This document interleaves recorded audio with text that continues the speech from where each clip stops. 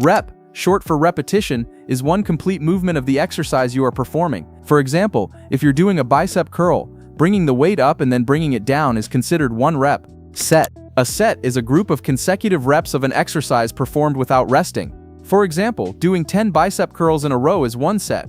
I'll make a separate video explaining every type of sets. Rest. Rest is the short break between sets, allowing your muscles to recover before performing the next set. Active rest. Active rest is when you take a break between sets but keep moving with low-intensity exercise. For example, after doing a heavy squat set, you can ride a bicycle at a slow pace for a minute or two before your next squat set. Compound exercise. A compound exercise is a movement that works multiple joints and muscle groups simultaneously. For example, a squat involves the hips, knees, and ankles, engaging muscles like the quadriceps, hamstrings, glutes, and core. Another example is the bench press, which targets the chest, shoulders, and triceps while involving the shoulder and elbow joints. Isolation exercise. An isolation exercise is a movement that targets a single muscle group and typically involves only one joint.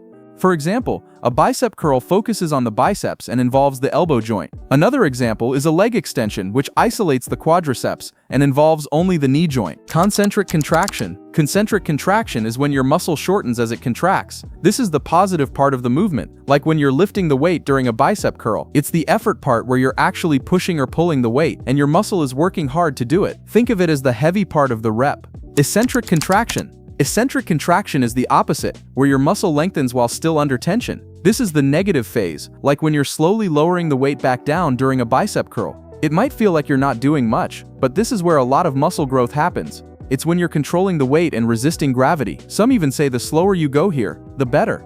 Isometric contraction. Isometric contraction is when your muscle stays the same length, holding a position without moving. This is the static phase, like when you're holding the weight in the middle of a bicep curl and just pausing for a while. It's all about maintaining tension without any motion. You're basically locking the muscle in place, keeping it engaged, and burning out. An example of an isometric-only exercise would be holding the plank position. Failure. You have to achieve failure. Failure is when you reach a point in your set where you can't complete another rep. There are two types of failure: muscular and technical failure. Muscular failure happens when your muscles are so tired that they literally can't contract anymore, no matter how hard you try. It's that moment when you can't lift the weight any higher or complete another rep because your muscles have completely maxed out. Technical failure happens when you can no longer maintain proper form, even though your muscles might still have a little left in them. This is when you start cheating the movement, like using momentum or swinging the weight to get another rep. Cheat rep. A cheat rep is when you use extra body movement or momentum to help lift the weight, usually when you're too tired to complete a rep with proper form. It's like you're cheating to get that extra rep in, using your back, legs, or any other body part to swing or jerk the weight up. Spotting. Spotting is when someone helps you lift or control the weight during an exercise, especially when you're lifting heavy or pushing yourself to failure. They're there to make sure you don't get stuck or hurt if you can't complete a rep on your own. Always ask someone to spot you if you're increasing the weight on exercises like squats or the bench press. Forced rep. A forced rep is when a spotter helps you complete an extra rep after you've reached failure. They provide just enough assistance to push the weight through the tough part of the lift, allowing you to get that last rep in. Ego lifting. Ego lifting is when you throw on way more weight than you can actually lift just to look tough or impress people. You're out here swinging the bar around, risking injury, and using terrible form. You're more focused on showing off than actually making progress. Muscle tear. A muscle tear is what happens when you ego lift. Racking. Racking is when you safely place a barbell back on the rack after completing a set. It's the finishing move, making sure the bar is securely in place before you walk away. PR. PR stands for personal record. It's the best you've ever done at a particular exercise, whether it's lifting a heavier weight, running a faster time, or hitting more reps. It's your personal achievement, and breaking a PR is a big win in the gym. One plate. When you hear one plate, it specifically refers to a 45-pound or 20 kg plate, and not any other. This term is often used in the gym to describe how much weight is being used. The twist is that it refers to the number of plates on one side, not the total number. For example, when someone says they did a 2-plate bench press, it actually means 4 plates on the bar, with 2 on each side. It's more commonly said than 100 kg or 225 pounds. Gains. Gains is a term used to refer to progress or improvements in muscle size, strength, or overall fitness.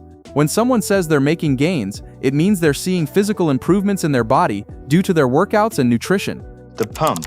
Pump is that feeling when your muscles swell up and get tight during a workout. It happens when blood rushes into your muscles as you exercise, making them look bigger and feel full. It's a sign that your muscles are getting worked hard, and it's often the result of high-rep, intense training. V-taper. A V-taper refers to the shape of your upper body that looks like the letter V. It's when your shoulders and upper back are wider than your waist, creating that classic V look. It's often a goal for bodybuilders and people who work out, as it gives a strong athletic appearance. To achieve this, you'd focus on building your shoulders and back while slimming down your waist. Genetics. In the context of fitness, genetics play a big role in things like muscle shape and size, how easily you gain muscle, body fat distribution, overall strength potential, and a lot more. While you can definitely improve your fitness through hard work and training, your genetics cannot be changed. Cardio, short for cardiovascular exercise, is any type of exercise that gets your heart rate up and increases blood circulation. It's great for improving your heart health, burning calories, and building endurance. Examples of cardio include running, cycling, swimming, or even brisk walking. Warm-up. A warm-up is a series of light exercises or movements you do before your main workout to prepare your body. It helps increase blood flow to your muscles, loosen up your joints, and get your heart rate up. This reduces the risk of injury and helps you perform better during your workout. Fasting. Fasting is when you purposely avoid eating food for a set period of time. People fast for different reasons, such as improving health, losing weight, or giving the digestive system a break. Calories. Calories are units of energy that our bodies get from food and drink. They fuel everything we do, from breathing to exercising. When you eat or drink, your body breaks down the food to turn it into energy. If you consume more calories than your body uses, the extra is stored as fat. If you burn more calories than you eat, your body uses stored fat for energy, which can lead to weight loss. BMR. BMR, or basal metabolic rate, is the number of calories your body needs to perform basic functions like breathing and maintaining body temperature while at rest. It's the amount of energy your body burns just to stay alive, even if you do nothing all day. Knowing your BMR can help you figure out how many calories you need to eat to maintain, lose, or gain weight. Bulking. Bulking is the process of eating more calories than your body burns to build muscle mass. It's usually done by people who want to increase their size and strength. During a bulking phase, you focus on eating nutrient-dense foods and lifting heavy weights. The goal is to gain muscle, but some fat gain is often a part of the process. After bulking, people typically do a cutting phase. Cutting. Cutting is the process of reducing body fat while trying to maintain as much muscle as possible. It's usually done after bulking to get leaner and more defined. During a cutting phase, you eat fewer calories than your body burns, often through a combination of a calorie deficit and increased cardio. The goal is to shed fat while preserving the muscle you've built. Maingaining. Maingaining is a term used in fitness to describe a method of slowly building muscle while keeping fat gain to a minimum, often with minimal changes in body weight. It's a middle ground between bulking and cutting. Maintaining.